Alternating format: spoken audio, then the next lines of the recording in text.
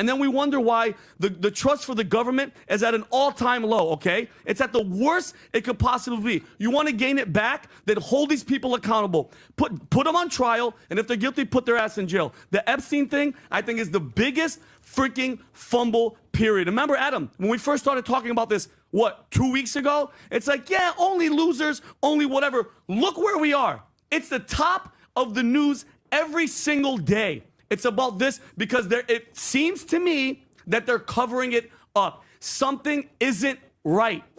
I know many of you guys might be tired of hearing about this whole Jeffrey Epstein story nonsense. And to be honest, I'm getting a little tired of talking about it too. But if there's one thing that remains true to this day, it's that this issue is not going away for Donald Trump. As we've been saying, this is causing a fracture in his coalition that he has never had to deal with before. And I think it's in our best interest to continue to exploit issues like this because a weakened MAGA movement is better for this country. And to be fair, most in the MAGA movement have already crawled back to dear leader and have started to defend him again. But there are people who voted for Donald Trump, continue to support him at the beginning of his term, who are now starting to call BS on all of these different distractions that he tries to throw to the media. I mean, listen to Andrew Schultz here, just calling it out for exactly what it is. If you guys do appreciate my work, please do remember to subscribe. Trump is like, hey, the base thinks vaccines are fucked up. RFK, get in there. January Research 6th, the vaccine. they want him out. They we'll want get him out. We're putting him out. And this, he is rebuking the base. Like, almost like spitting in their face. Like, they are asking for it. He campaigned on it. He puts Bongino and Cash in there, which might be the stupidest thing in the history of the world. Like, why would you put the two guys that have nonstop pounded the pavement talking about how we're going to expose this Epstein thing, and the second they get in there, like, you better shut the fuck up. Yeah, to shut him up. Go on Rogan, lie. Like, it is a very peculiar thing. It worked in that I think it moved any of the smoke off of Trump, because at least for me, I was like, there's no way that he's involved if he's putting Bongino and Cash in who have campaigned on exposing it. Like, why would you hire those guys or appoint those guys, right? So I'm like, he can't be. But the fact that he will not touch this, and then this last week, him doing the bullshit distractions, Bro. dropping the MLK file. Like, who asked for the MLK file? Yeah. Who asked for MLK? You know what's funny is I'm not a huge conspiracy theorist, and I was initially like, the Epstein thing for me was just the last straw in terms of you not getting things done.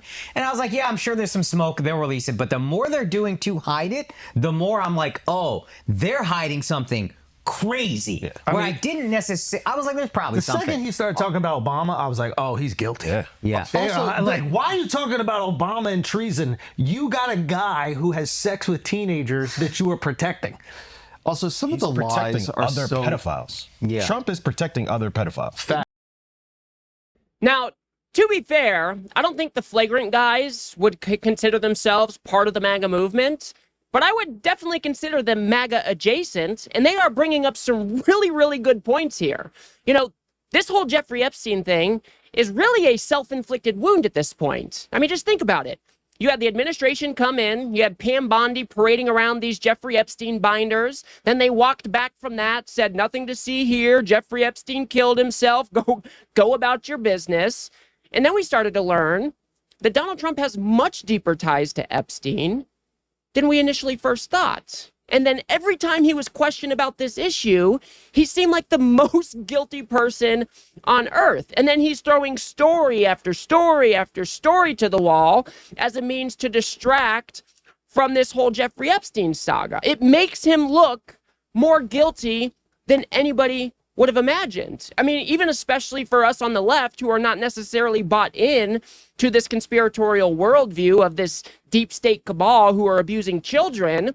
But the way Donald Trump has responded to this issue only makes us believe more that maybe he is involved in some shady shit. He is not doing himself any favors on this issue. I mean, just check out, this is Vinny from PBD. He is a fervent MAGA supporter, and even he is calling out Donald Trump for all of these bullshit distractions.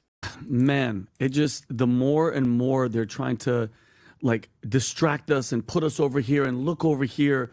Listen, I hate to even say it, but maybe, just maybe, Elon Musk was right. Maybe Elon was right. What was it, in June he tweeted out of nowhere, Trump doesn't want it released because Trump is on that list or whatever. By the way, and again, this doesn't mean he did anything. He admitted, yeah, I knew him. Yeah, whatever. There's footage of him. There's footage of you hanging out with him, with Melania, with whatever person he was with.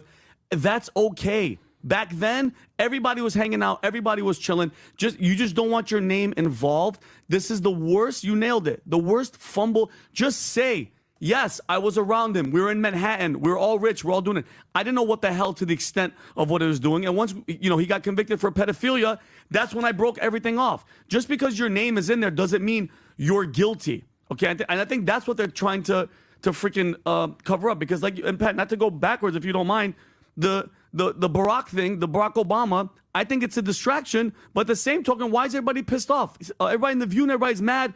Oh, how dare you go after the next president? He's not untouchable. Yeah, so this is the guy who is even prone to believing all of these different lies that Trump and his administration are putting out as a means to distract.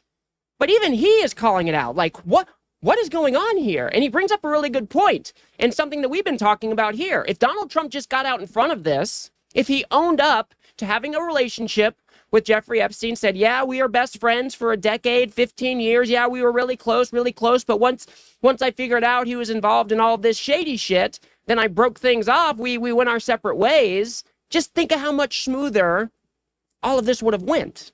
But instead, what? He's going out there saying he's going to rename or wants to rename the Washington Commanders to the Washington Redskins. He's releasing MLK files that nobody really cares about on a large scale anyway. Then he's throwing all these different stories out there, and he just makes himself look more guilty. That's why you have even people in the MAGA base who are looking around and like, what the hell is going on here? This dude, the dude I've been following into the abyss, he looks more guilty now than ever before. I mean, it is all so insane. Again, he is not doing himself any favors on this issue, and it's not going away. Now, I don't know exactly where Brett Cooper stands on the whole MAGA movement. The last I checked, I would consider her part of the MAGA movement, but I haven't seen her in a while. But even she is calling this out, saying, well, my expectations are pretty low at this point. Based on how things have been rolled out over the last couple of weeks, I don't know how you guys feel about it.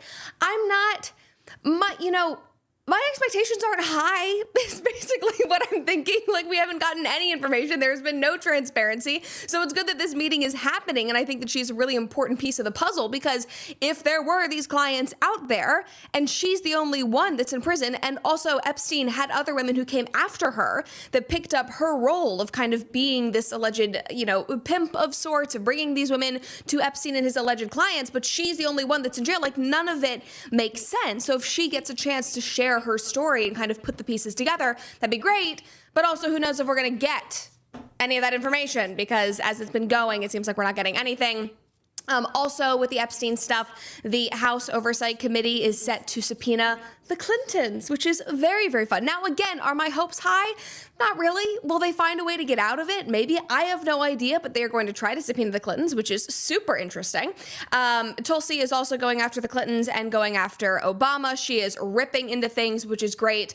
But also in my conspiratorial brain, I'm like, is this just a distraction from Epstein because you guys fumbled so hard? Like, is anything actually going to happen with Obama? You're accusing him of treason. Are we actually going to see arrests? Are we actually going to see, Hillary Clinton have to answer for the fact that she was drunk and on all these different alleged drugs that they're talking about?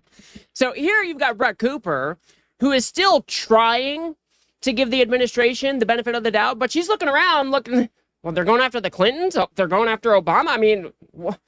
I mean, maybe it would be really cool if they could chase all these leads down, but my hopes are not really high because they're kind of fumbling this issue every single time we look at it. And she's exactly right. This administration has completely botched the response to this whole Jeffrey Epstein saga. There seems to be no strategy in place. They don't seem to be communicating amongst themselves. So you hear a story here, you hear a story there, then Trump says something completely different, which obliterates the other two stories you've heard. I mean, it is all a disaster. not only does this show, I mean, we can see that this is deep, deep corruption with Jeffrey Epstein on its own, but this also just shows the complete incompetence of this administration. Now, they thought they were being smart and bringing back up all of this Obama stuff with this so-called Russia hoax, which is something the base really, really, really loves.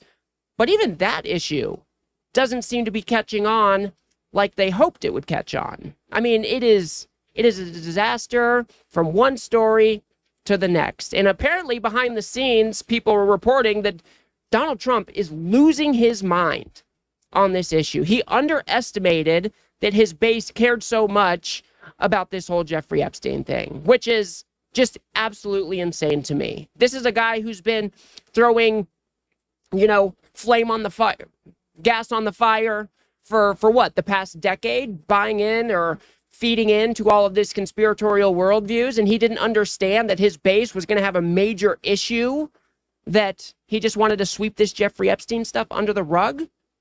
I mean, what an idiot. Just what an idiot. Here's Andrew Klavan also saying that this whole Tulsi nonsense with the Russia hoax, it's just a means to distract. So we have these two battling scandals, Epstein and Obama, two sinister people who did really, really terrible things.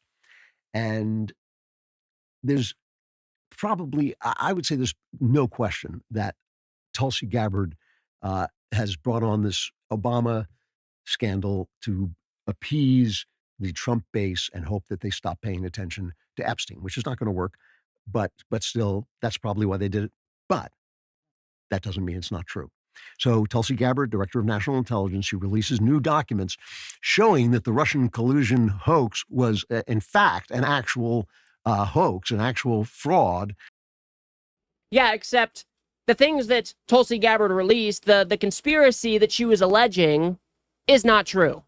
Here's a guy, a Daily Wire host, coming out and saying that, oh yeah, this whole Russia hoax, this whole Obama thing, it's a means to distract and it's not going to work. But that doesn't mean that it's not all true. It isn't true. That's why every single person who has looked at the materials has said, this is a nothing burger. There is no there. Tulsi is coming out and trying to respin the Russia hoax to play in Donald Trump's favor. And it is such a transparent attempt to try to distract from the Jeffrey Epstein story. So we are definitely going to continue to follow this, guys. It is absolutely fascinating to me that Donald Trump had no idea that his base was going to react like this. I find it completely fascinating that you even have influencers who are part of the MAGA movement who are coming out and calling out the administration on their distraction techniques. And even people who might be MAGA adjacent, people like the Flagrant podcast, they're coming out and saying, don't piss on me and tell me it's raining. Everybody is seeing through this. Everybody is realizing that Donald Trump is just throwing story after story after story to the wall to try to see what sticks. He's trying to deflect all attention away from Jeffrey Epstein because it appears that he might have been involved in more shady behavior than we initially first thought. And that is getting under his skin. It is fracturing the MAGA base, and we have to continue to exploit this issue because, as I will say again, a weakened MAGA movement is better for this country. So I will leave it there for now, guys. If you guys got anything out of this video, please do remember to smash that like button and subscribe. Maybe share with a friend or two. I'd very much appreciate that. We are trying to build something here on the left that pushes back against this right-wing media ecosystem that normally launders all of Donald Trump's bullshit day in and day out. So if you do like what I do here, do remember to smash that subscribe button on YouTube. Of course, that is no cost to you. If you want to go ahead and support me on Substack, we can do that as well at politiscape.substack.com. And if you don't feel comfortable jumping over to a new platform, we have opened up memberships right here on YouTube, and you can subscribe for just a few bucks a month. We got to fight back against this MAGA media machine. And I know you guys know as well as I do, this has to be a team effort. So I'll see you on the next one.